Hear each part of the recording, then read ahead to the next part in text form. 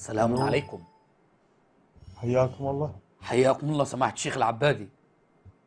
اهلا سيدنا، حياكم الله. حياك الله سماحة الشيخ، أنا عذرا إن كنا أيقظناكم من النوم. نعم تفضل. حياك الله شيخ، أنا موالي من مصر، وأحببت أن أنا أسلم عليك وصديق معك على الصفحة. حياك الله، مية هلا بك، اهلا وسهلا. حياك الله شيخ، هل أنت مشغول الآن؟ نعم. مشغول الآن؟ نعم الان.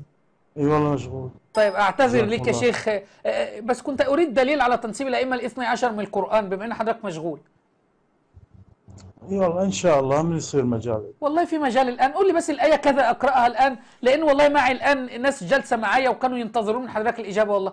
ففي آية في القرآن الكريم على تنسيب الأئمة الاثني عشر. والله اعتذر ممكن تستعين باي شخص أستعين اخر يعني. بصديق؟ أستعين بصديق؟ نعم. ليه يا شيخ، هو أنت جوزك استعين باي قرضحي؟ شخص لا أنا عايز من حاليا. حضرتك دليل يا سماحة الشيخ، يعني لو في دليل من القرآن على تنسيب الأئمة، أصل كده يا شيخ حاليا أبناء العامة حاليا كده مشغول بيقولوا عليه، لنا جزاكم أنتوا لا الله يوجد خير، عندكم جزاكم الله. أدلة. أفا سكر. نعمل معاكم إيه يا معمم الشيعة؟ نعمل معاكم حاليا؟ لا، استعين بصديق، استعين بأحد غيري. امال انتوا بتعملوا ايه في الحوزة؟ امال ليه بتطلبوا من عوام الشيعة الخمس؟ امال لماذا تطلبون من عوام الشيعة المتعة؟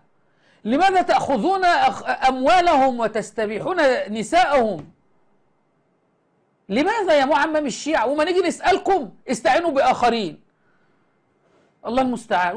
وماسك الولد اللي يشوفه ماسك الكتاب وفتحه كده في المكتبة، يعني أكني بكلم آية الله العظمى. كان معكم شيخ الشيعة المسمى بالعبادي أبو حيدر. الحكم لك أيها الشيعي العاقل.